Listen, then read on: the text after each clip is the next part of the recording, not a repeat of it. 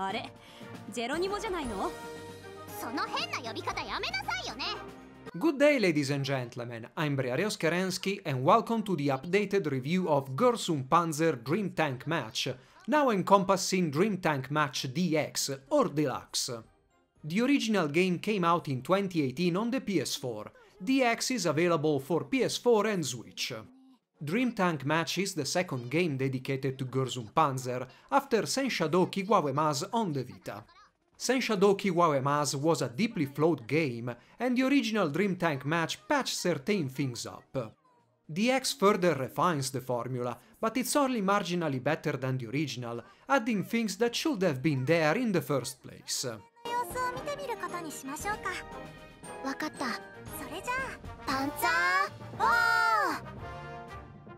Dream Tank Match offers three main single-player modes: Story, Domination Battle and Extra Matches. Free matches still available, and there is also multiplayer with a few game modes, including daily events. DX adds a fourth mode, Faren Festival, as well as a bunch of new extra missions, some of them centered around the BC Freedom High School. Story mode is easily the worst part of the game. Where Senshadoki Wawema's recreated events from the series, Dream Tank Match does the same with the first movie, but with a twist. Orai is hosting a party to study these battles using photos taken by the newspaper club, so what you'll play here are flashbacks of sort. Story missions are heavily scripted, with tanks not part of your target list next to invincible, with a strict time limit and incredibly limited in scope, resulting in frustratingly short missions. Whenever characters talk or something story-related happens, the game wrestles control from you at the most inopportune moments, adding to the frustration. In the first version of the original game, you couldn't skip introductory cutscenes, even those you've already seen. This was a huge problem, as cutscenes are more often than not longer than the mission itself. The most recent patch for the original game allows you to skip cutscenes, just like DX does. This is by far the best improvement of the whole game.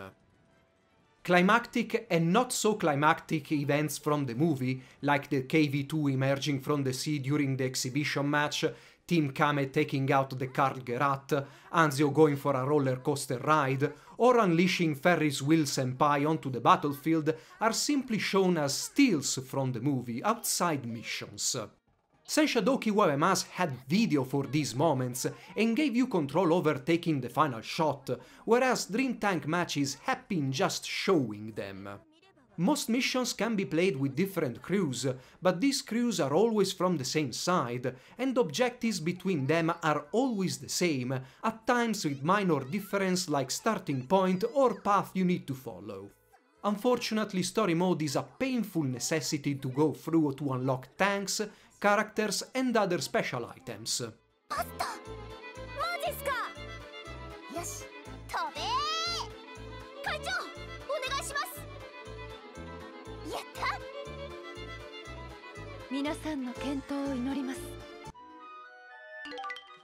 Domination Battle is a gauntlet of 5 stages where every school aims for a mysterious prize. As cutscenes for this mode are brand new, they are more enjoyable and all stories feature a single original ending illustration. Stage sequence and opponents are picked at random, as well as mission objectives, though there are only 5 types of those in the whole game, so one domination gauntlet will always have one mission objective per type. Domination is both frustrating and fun. Fun because missions are unscripted and you can do whatever you want within the mission's limits. Frustrating because the time limit in some missions is way too short, and because you can end up with an unfair advantage or disadvantage, like an annihilation match between Kuro Morimine and their 5 heavy German tanks against Jako Sota and their lone BT-42. If you are playing as the former, the mission is over the moment you spot the opposition. If playing as the latter, you need to be on an open map to abuse drifting, otherwise you simply won't have enough firepower and armor to survive. BT-42 行動不能 One map, the Swampland, sees the two teams separated by an impassable body of water, and in that mission everyone sits stationary firing at each other. The Alpine terrain, the only map used for the reach destination objective, always has the same enemy placement. The bocage maze is almost always used for one-on-ones, and at times I've run out the timer without ever spotting the enemy. Fail once and you have to replay everything from the beginning. Dream Tank Match DX does not add BC freedom in this mode, though the new stages are available.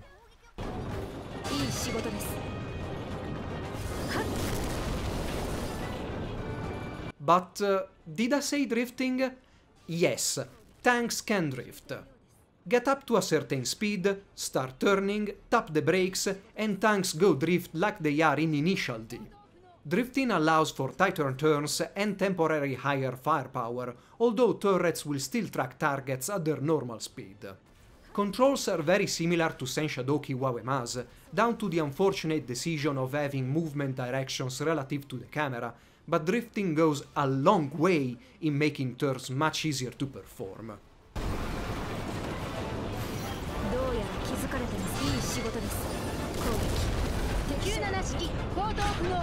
One other major refinement is the game clearly showing whether your shots are blocked by the terrain and how much they deviate at long range.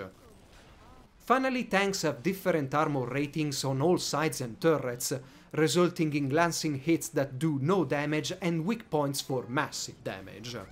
You can also hit treads to temporarily halt a tank, and if you drive too roughly you can actually throw a track on your tank. Dream Tank Match also adds speed boosting performed by holding the brakes and moving the left analog stick.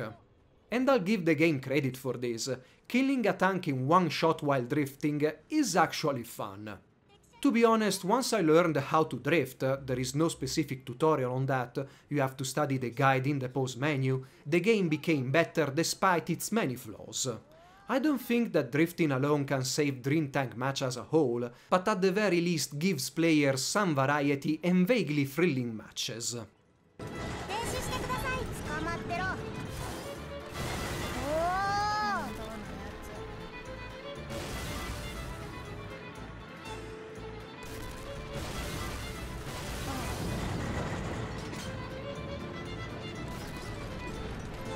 Extra matches are a bunch of missions that not only recreate a few battles from the series, but also introduce some original scenarios as well, like a Carro Veloce 5-on-5, a mouse against a swarm of other opponents, or even a battle against a giant Boko. Unfortunately, this mode is rather short-lived because of poor AI.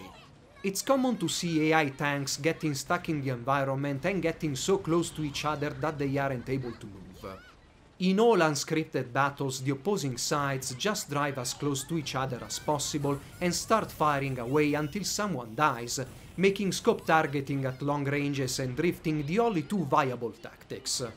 In a few story missions and one-on-one battles, the AI does try to put up a fight, but its movements are highly predictable and there is no satisfaction in killing any computer-controlled opponent.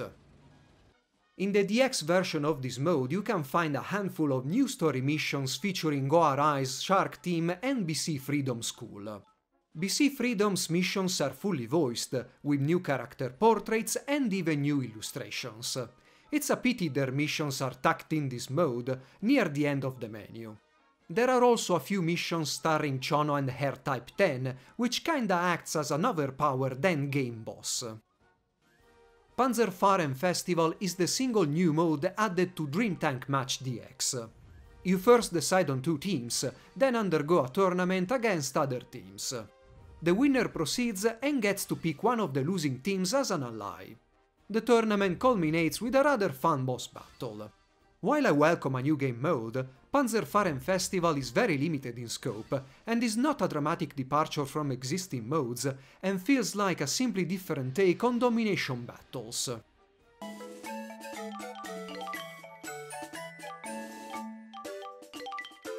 Multiplayer is a good addition to Dream Tank Match, and if the game clicks with you, it's the mode you'll spend more time with. Before entering an online match, you must first prepare your tank and crew in the garage. Tanks and crew members are unlocked by playing story, domination and extra matches. Colors and decals to pimp up your ride are unlocked by shooting Bokos found during missions. Bokos never change position and there are a ton of decals to unlock, ranging from simple school emblems or numeric markings to full body decals of all characters.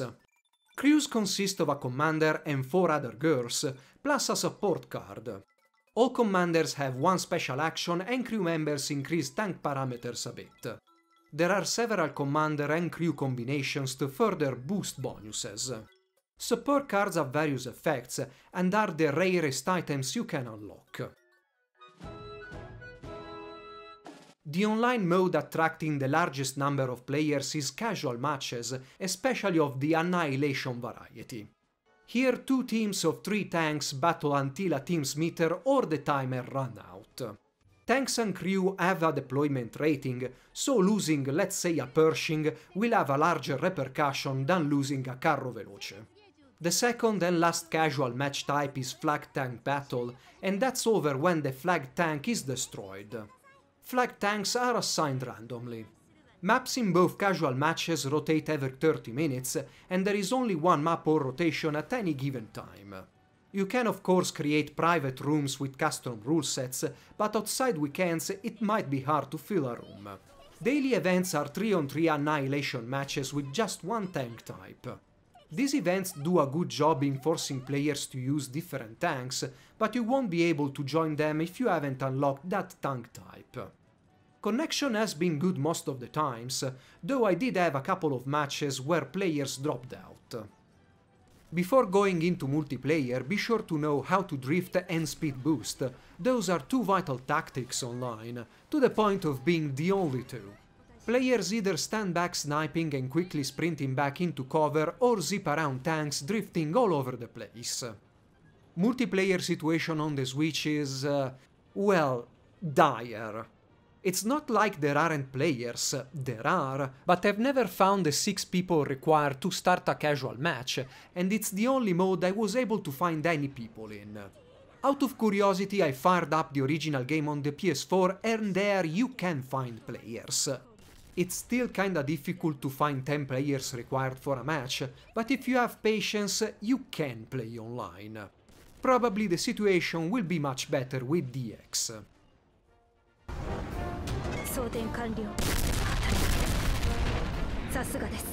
On both consoles the game runs at a constant frame rate, but the Switch takes a rather huge hit in texture quality and, above all, rendering resolution. I don't have an exact number, but it looks like below 1280 by 720 even in docked mode, and even illustrations and screenshots from the movie outside missions are at a lower resolution compared to the PS4. Strangely enough, portraits are the same. Both consoles have surround sound, and loading times are pretty much the same.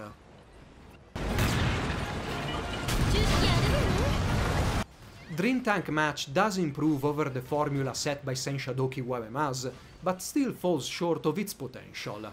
As with the first game, Dream Tank Match only uses rule sets and locations seen in the series or movie, and original maps not constrained by storytelling or set pieces needs would have gone a long way in making the game more enjoyable and giving it a longer lasting appeal.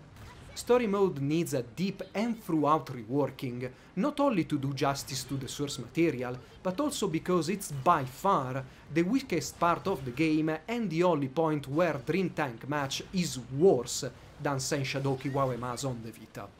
Dream Tank Match is enjoyable, but not perfect, and with a very short-lasting appeal if you're not into multiplayer or item collection.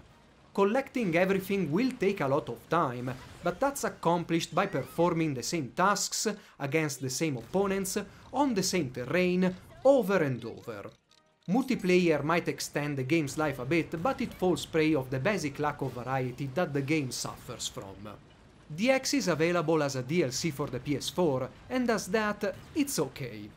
The interface improvements have been ported to the original game via a patch. As a final piece of information, the footage shown here comes from the Asian version of the game, which is fully in English. The translation is actually very good, and uses the same technical terms used in the original material.